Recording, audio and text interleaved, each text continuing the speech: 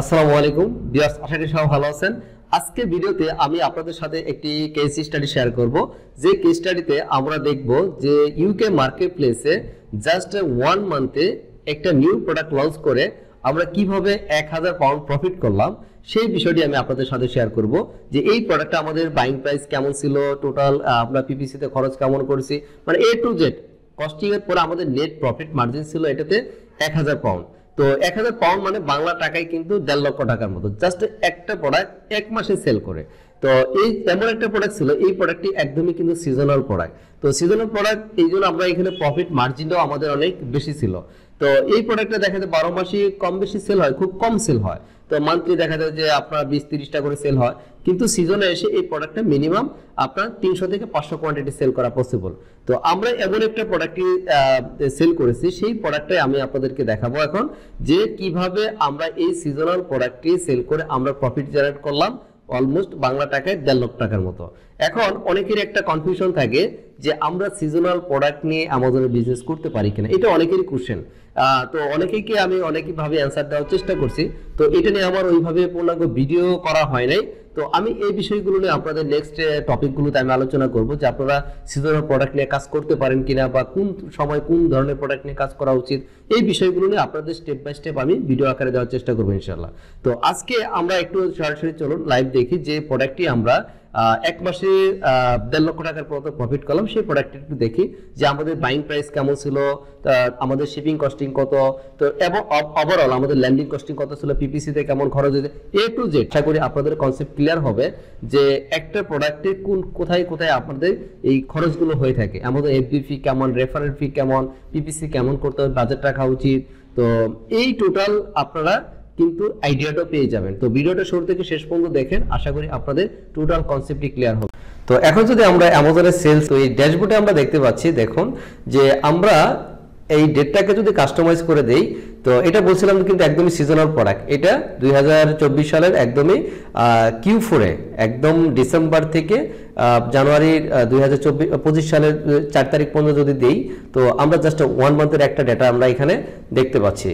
তো এখন দেখুন আমরা এইখানে যে প্রোডাক্টটা সেল করছি, এটার এভারেজ প্রাইস, আমাদের সেলিং প্রাইস ছিল 16.89, অলমোস্ট 17 পাউন্ডে আমরা কিন্তু এই প্রোডাক্টটি সেল করেছি। তো এখানে আমাদের টোটাল ইউনিট সেল করেছিলাম 340 ইউনিট। তো এখন আমাদের এইখান থেকে দুইটা রিটার্ন হয়েছে, তো এটাকে যদি মাইনাস করা হয় তাহলে এখানে দেখতে পাচ্ছি 338 কোয়ান্টিটি। তো এখন এখান থেকে টোটাল যে আমাদের সেলস ভলিউম, সেটা আমরা দেখতে পাই 5742 পাউন্ডের মতো আমরা সেল করেছি। তো এখন এখানে যে এফবিএ যে ফিসগুলো রয়েছে, সেটা আমরা এখানে আবার মাইনাস দেখতে পাচ্ছি কত, 1065। তো তারপরে এখানে আমরা যদি দেখি যে নিচের দিকে যদি আসি, আমরা রেফারেল ফিটাও কিন্তু এখানে দেওয়া আছে। তো তারপরে আমাদের যত ফি আছে মোটামুটি এখানে সবকিছু আছে, যেটা নেই সেটা আমি বলবো আপনাদের। তো রেফারেল ফিটা দেখুন এখানে 860। তো এখানে রেফারেল ফিটা কিন্তু আমাদের এই সেলিং প্রাইসের উপরে হয়ে থাকে।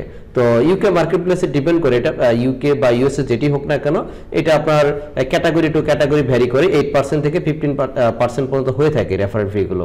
তো আমরা স্পন্সরে দেখুন অলমোস্ট 587 পাউন্ড আমরা স্পেন্ড করছি 1 মাসে। তার মানে আমরা প্রতিদিন যে পিপিসি ক্যাম্পেইন করছি অলমোস্ট 20 পাউন্ডের মতো স্পেন্ড করছি, বা আপনার অলমোস্ট 20 পাউন্ডের মতো স্পেন্ড করছি। তো এখানে মান্থলি যে ইনবাউন্ড ট্রান্সপোর্ট দেন আমাদের ওয়্যার হাউস থেকে ব্যবহার করে এই প্রোডাক্টটা কিন্তু সেন্ড করছিলাম। তো এই জন্য আমাদের 107 পাউন্ড দেখাচ্ছে। আর এই মান্থলি স্টোরেজ ফি যেটা ছিল 1 মাসে, আমাদের স্টোরেজ ফি যেহেতু এই সময় ডাবল ছিল, এখানে 74 পাউন্ডের মধ্যে দেখলাম। তো এখন একটা কাজ করবো আমরা, এখানে দেখুন মোটামুটি কস্টিং কিন্তু এখানে শেষ। এখন আমাদের দেখতে হবে যে নেট প্রফিট এখানে দেখাচ্ছে 3000 সামথিং, তো 3022 পাউন্ডের মতো আছে। কিন্তু এখন দুইটা কস্টিং আমাদের ধরা হয় না, একটা হচ্ছে কস্ট অফ গুডস মানে প্রোডাক্টের কস্টিং, আরেকটা হচ্ছে ইউকে মার্কেটে বিজনেস করতে হলে অবশ্যই আপনাকে ব্যাট দিয়ে বিজনেস করতে হবে। তো এখন আমরা যে প্রোডাক্টের সোর্সিং করছি, এই সোর্সিং প্লাস শিপিং কস্ট আমাদের ছিল 2.98 পাউন্ড। তো এটাকে আমরা 3 পাউন্ড ধরে নিলাম। এখন 3 পাউন্ড করে যদি আমরা এই করি, তাহলে দেখা যায় দেখুন আমরা এখানে কিন্তু আরেকটা কস্টিং আমরা বসে না এখনো, সেটা বললাম কি ভিএটি। ভিএটি মানে কি আপনার ব্যাট, ইউকে মার্কেট প্লেসের জন্য ব্যাট হচ্ছে আপনার 16.67%।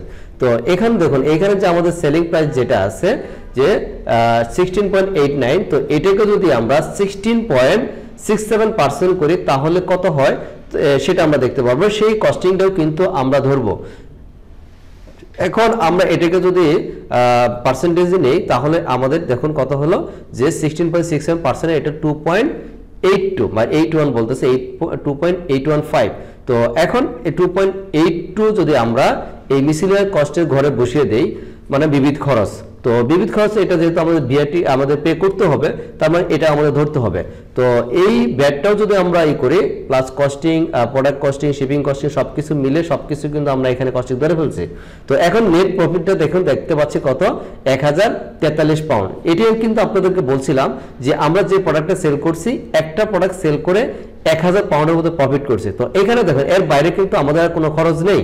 তো এখন হচ্ছে যে একটা কস্টিং আপনি চাইলে কিছুটা ধরতে পারেন, যেহেতু আপনি কাজ করবেন তো আপনার তো একটা মাইনে ধরা উচিত বা একটা মজুরি বা স্যালারি ধরা উচিত। তো সেই ক্ষেত্রে এটা আপনি ধরে নিতে পারেন, এটা আপনার যেটা আপনার হতে পারে $200 অথবা $300 একটা স্যালারি ধরে নিতে পারেন। তো সেই ক্ষেত্রে কিন্তু আপনার একটা প্রোডাক্ট সেল করে কিন্তু 1.5 লক্ষ টাকা প্রফিট করে ফেলছি। তো এইভাবে আপনার বেশ কিছু স্ট্র্যাটেজিগুলো মেনটেন করে যদি আপনারা কাজ করেন আপনারা প্রফিট করতে পারেন ইনশাআল্লাহ।